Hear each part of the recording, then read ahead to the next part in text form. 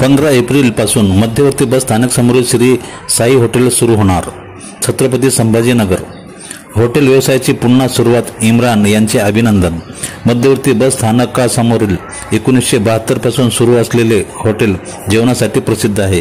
या हॉटेलमध्ये शुद्ध शाकाहारी व मांसाहारी पदार्थाची चर्चा अद्यापही ग्राहकांमध्ये आहे। काही कारणास्तव मध्यंतरीच्या काळात हॉटेल बंद होते। बंद ठेवलेल्या हॉटेलचा व्यवसाय इम्रान हे 15 एप्रिलपासून पुन्हा सुरू करणार आहे। श्री साई हॉटेल असे हॉटेलचे नाव आहे। तरुणांनी प्रेरणा घ्यावी असे पाऊल इम्रान यांनी उचललेले आहे।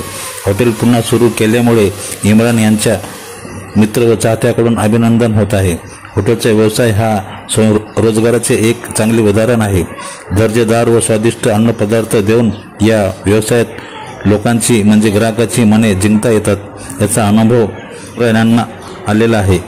त्यांचे पुन्हा एकदा अभिनंदन। विशेष म्हणजे श्री साई हॉटेलमध्ये येणाऱ्या ग्राहकासाठी व पर्यटकासाठी जेवणाची तर जनता लॉजमध्ये राहण्याची सोय देखील येथे मिळणार आहे।